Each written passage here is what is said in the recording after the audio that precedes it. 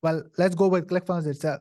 So the most profitable for me personally was definitely a book a call funnel, which was amazing. And then selling my digital course using the membership funnel inside of ClickFunnels, because then you can customize it accordingly how you want. Hello and welcome back to User Spotlights. I'm Laura with ClickFunnels, and today I'm joined by RJ Ahmed. RJ runs a done-for-you podcasting agency and is also the host of a podcast show called Interviews with Entrepreneurs. Thanks so much for joining me today, RJ. Hey, Laura, super excited to be here. I'm excited to learn about you. So can you tell me a little bit about your business and how you got started in this space?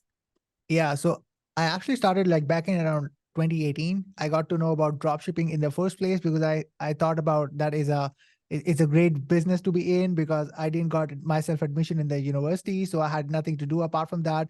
So I found like that was an amazing business just to go in. But during that time back in 2018, I was hearing a lot about funnels.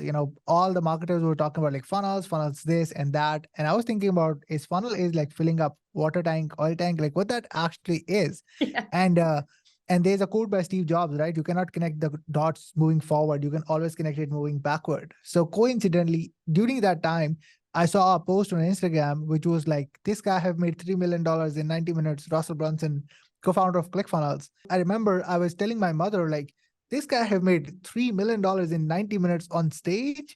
Like, isn't it amazing and all of that? But fast forward, when I got to know about ClickFunnels, etc., I just took the leap of faith and started to work on more about like funnels, how that is, how it can be profitable for me. And even though I was starting out in the beginning, it was challenging for me personally, but I felt like it can do wonders for me if I can do it right. So that actually gave me the motivation or that inspiration just to get in. And even though dropshipping didn't quite work out well for me just because of a lot of different factors and variables, but the kickstart for me was definitely, one funnel away challenge Yeah.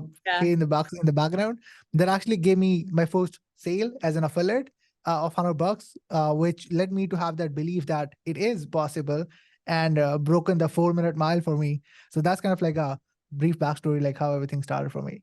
Very cool. And how quickly did you learn that like the drop shipping thing was going to be a little bit more challenging? And then when you started learning about funnels, that, like this framework, everything that Russell's teaching works, like, did you completely shift everything right away? Yeah. So technically, it took me 6 months to get my first sale. From October to March, I was figuring out drop shipping stuff like that, but I was still trying other things. So I was trying to do like multiple things, but I started to think about like drop shipping is not going to work for me because it requires more budget. And I was living in Pakistan, so Stripe and PayPal wasn't here.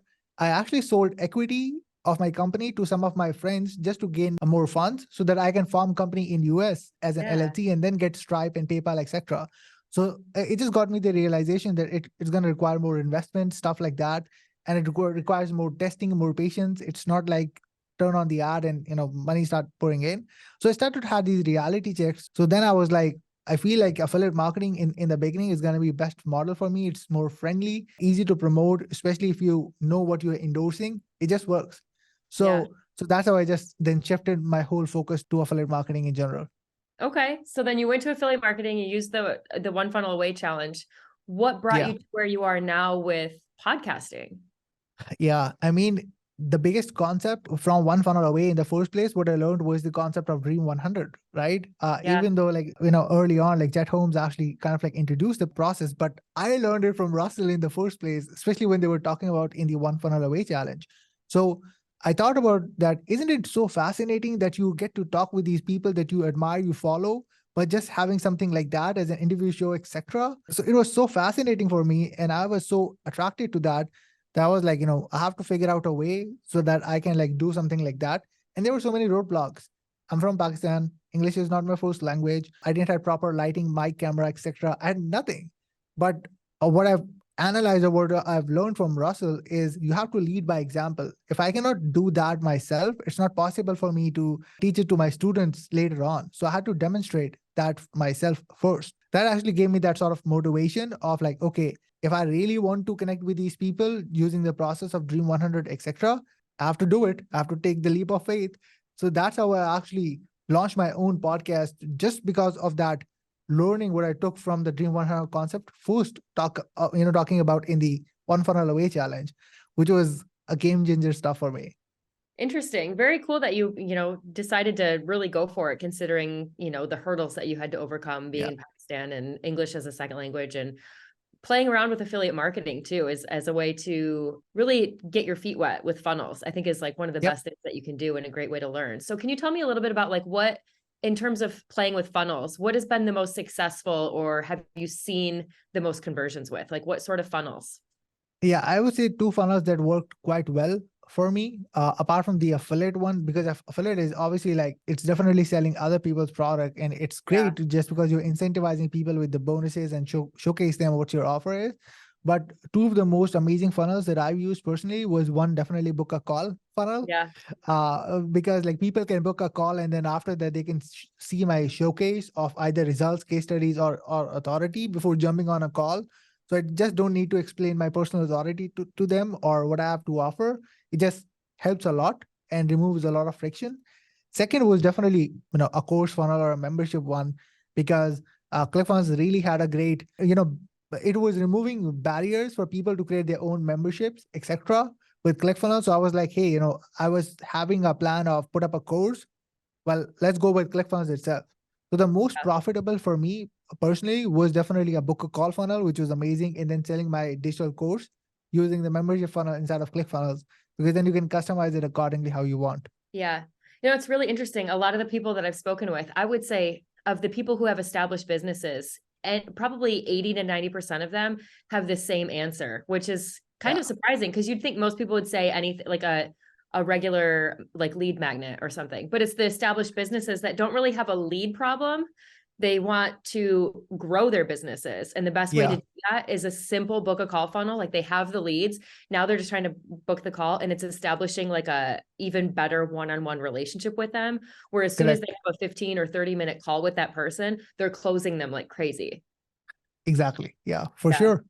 Yeah. Very cool. So what are your goals with your business? Or, if you plan to expand or do something different, what are your goals in the next several years? Yeah, definitely. My personal goal is to be more of a connector. So my goal, what I've learned is never burn your bridges, always stay connected with the people out there that can either help you out or push yourself to grow, stuff like that. My future goal is definitely to be a connector in some shape or format. Definitely right now, podcast is the way to connect with the people, with having conversation with people, etc. That actually got me, again, what we were talking about early on was got me the opportunity to talk with Russell on the podcast Yeah. on 100th episode, right? It won't be possible at all if I didn't had the podcast just to get that through, right?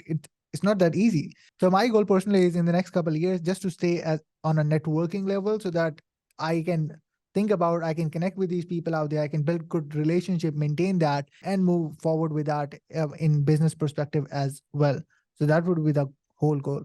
Very cool. And congratulations on the success of your podcast. It sounds Yeah, really thank you. exciting. Can you tell me why you chose all of the platforms out there, why ClickFunnels was right for you? I mean, it's so easy. I think that's the best, yeah, the best way to describe it. Even in the early on, when I joined ClickFunnels, my whole ClickFunnels stuff, like when I started to use it was probably like January 2019 when I started to have my own ClickFunnels account, etc. When I started to use that, I was like, the editor is so easy to use in the first Yeah. place, and it wasn't intimidating at all, right? Because that time it was like ClickFunnels Classic as well, which is amazing. Yeah. So the editor was so easy to use. The whole dashboard was so, the UI was amazing. So it was pleasing to the eye and also easy to use interface. That was definitely one of the amazing reason why I chose ClickFunnels, because I was trying other things, but I was like, so hard, not good in designs, etc. So that's definitely the main reason why I chose. And then obviously after Russell's own learning, that actually kept me there, because I'm like, if I can learn from Russell and implement into my funnels, like that's the most important reason why I should stick with it. So yeah, that's definitely the reason. I feel like that's a common thread as well. People come to ClickFunnels for the ease of use because as a Yes, solopreneur, like you don't want to be bogged down with all the tech. You don't have to worry about design and all of these extra things. Like you can play with an editor, you can change your fonts, your headlines, all of your elements are easy to use. But what keeps them here is that constant education and training and the community support that they get. And, being able to learn exactly. directly from Russell when he'll just host a webinar or jump in the community or show a tutorial. Like that's the stuff that gets people to stay. They use ClickFunnels, they've built their funnels, they have them in there, but that training and education just continues on and it's so sustainable. Absolutely, 100%. Awesome. So what piece of advice would you give to a fellow entrepreneur that is maybe just thinking about getting started in online business? Yeah, I think the biggest advice I would like to give them is don't compare themselves with other people. I've recently heard about it that comparison is a thief of joy. Because when you get into the space, yeah, for sure, there are so many helping people that are willing to give the helping hands. But the thing is, as soon as you get in, you start to compare with the people who are level 20, etc. You are like, that's on next level. I don't think so. Like I'm even able to like go there. And you're not even like thinking about your next step, essentially. So it's like stop comparing yourself. I heard it from Steve Larson like once, like it's you versus you or you versus yesterday, right? So I think that would be my biggest advice. So that's the most important one. That's great. I love that. Really, really applicable to any entrepreneur in this space, especially online, when people are fighting for attention on social media. It's one of those things where, you can seek inspiration from others, but you don't have to compare. Correct. Absolutely. Yeah, love that. Well, thanks so much, RJ. Where can people go to learn more about you and your business or find you online? I mean, like you can search me on Facebook. My name is RJ Ahmed. On Facebook, you can see this guy face and you can like find me over there. I think that's the best way to go. Or even like Instagram, search RJ Ahmed. You're going to find me over there. That's going to be the best way to reach out or have a conversation. Great. And if people are interested in your agency, do you have a website? Yes. If you want to like start with the agency stuff, anything like that, just go to highticketshowaccelerator.com and it will lead you to the perfect place where you want to go for. Great. And we'll include that in the description as well. Thanks so much, RJ, for chatting with me today. It was great to get to know you and I look forward to seeing you soon. Awesome. Thank you, Laura. It was great having a conversation with you. Awesome. Thanks.